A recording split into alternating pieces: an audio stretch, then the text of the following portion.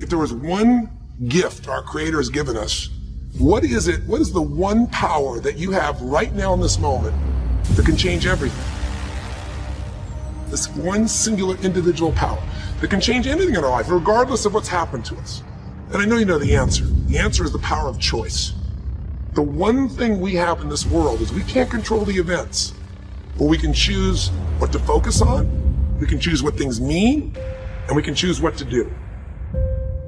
An enterprising person is one who sees opportunity in all areas of life. To consistently take advantage of the opportunity that you've created, to be aware, to face life with your eyes and ears open to the possibilities that may be just around the corner. Your attitude can have a greater impact on your success than your IQ.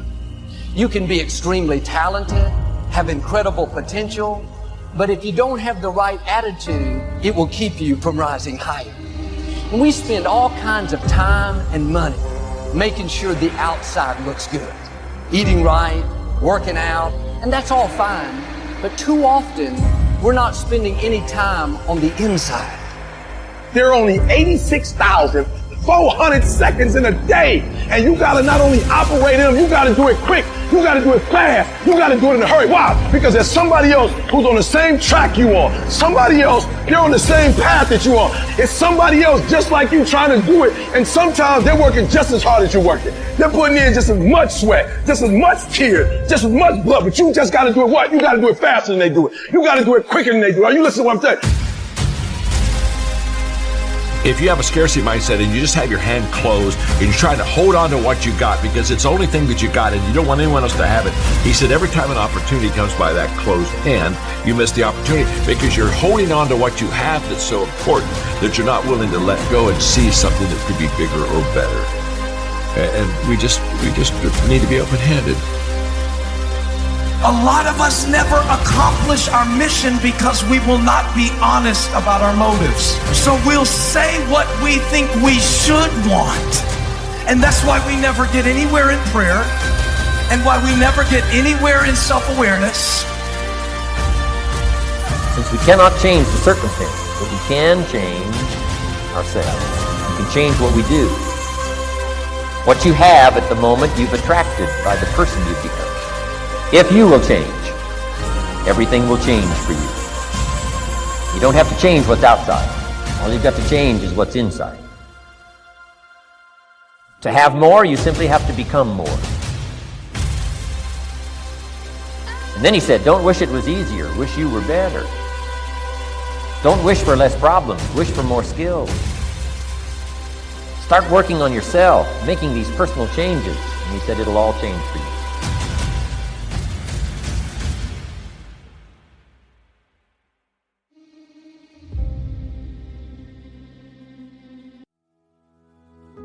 How to live a good life. And that's where I want to start. And it'd be really interesting to hear your definition of like what kind of life and way of thinking should we be aiming for? Yeah, well, it's a hard question because my notion of human well-being is really open-ended. I don't think we understand what the horizon is, if in fact there is one, for kind of ultimate flourishing of conscious minds.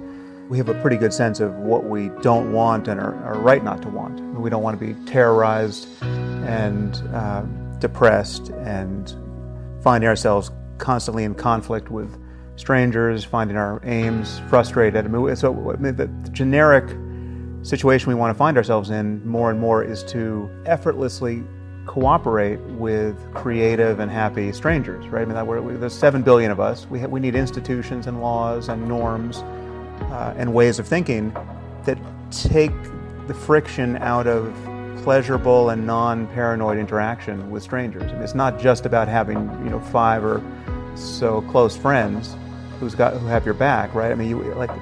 Clearly we're all on the same team on some basic level. And if we can't figure out how to build a civilization where everyone thrives to some degree, we'll have the world we currently have until it becomes unsustainable.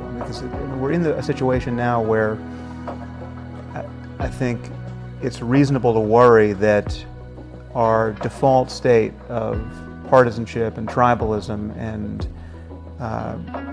rational fear of the incompatible aims of other groups and other people is unsustainable in the presence of more and more destructive technology. I think we have to get our act together psychologically and socially in a way that we haven't yet.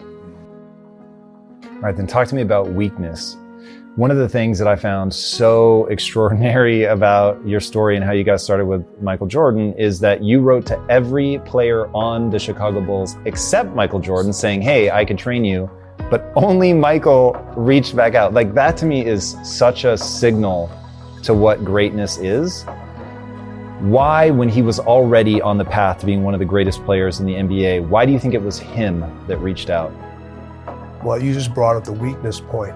He recognized he had a weakness. Not a flaw, he had a weakness. And he said, I must figure out how to make this weakness my strength. Now, what a lot of individuals do is they'll take their weakness and make it into their strengths, but they stop working on their strengths and they don't advance all of those things. That's a very key component there.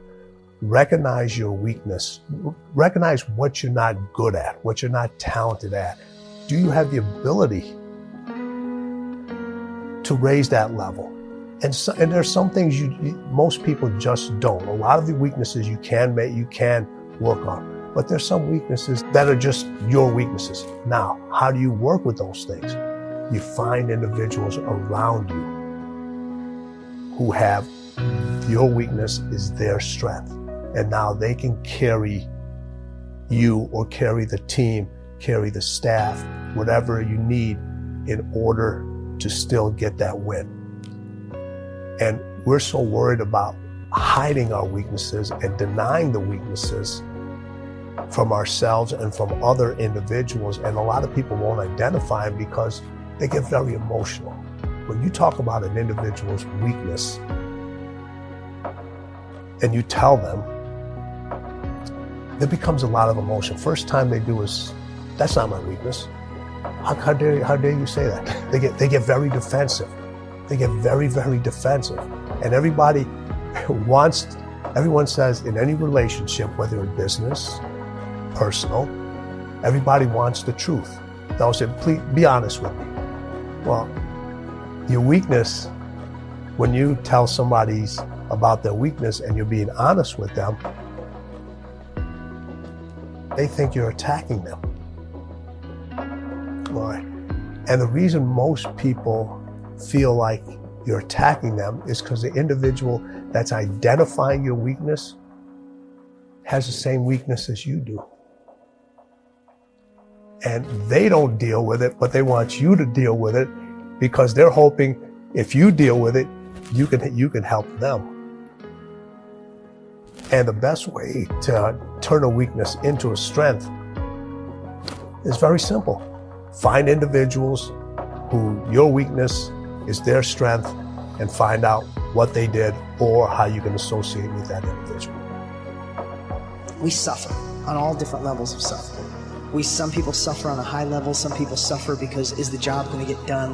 We have these moments of suffering, no matter if it's 5 minutes of suffering or an hour of suffering or months of suffering. Some people lose a relationship and they suffer for years. And if you can limit the time you suffer, the more you can work on the solutions that better your life. Life is bounded by mortality, but that doesn't mean that you don't get out there and contend. And you develop by contending, and you minimize the net amount of suffering in the world. And that's something, man. That's something to do. If you want to be great, the burning sensation is you having to accept that you've picked something up, not as far along in the journey as you want to be, and what you have to learn how to do. If you want to be great, you have to learn to let it burn. It's an opportunity, and the opportunity is on many levels to rethink your life, to rethink your values, to rethink where you're going, to rethink what your career should be, what your relationship to other people should be. It's a time to reorient yourself to who you are and what you like and what what your goals are and what makes you unique. If you take that attitude, then the obstacle is the way. If you have that attitude where obstacles are actually the path forward, nothing's going to stop you. But it's all how you look at things. It's kind of a mental process that you switch to seeing the positive side. And you have to own all those things that people may have done to you. Now it's yours. You got to own it. It's yours now to fix the problems that people did to you. It makes no sense. It's not fair. I get it. But if you live in that woe is me mentality of guess what? My dad did this to me. My mom did this to me. People who bullied did this to me. You're going to always live right there. You have to figure out ways to move forward because you're not coming back. And if we are conditioned, if we conditioned ourselves to believe certain kinds of things, and one of the things that we kind of believe and hang on to and live with is this whole idea that all of the things that happened to me in my past are what are keeping me from doing what I'd like to do today.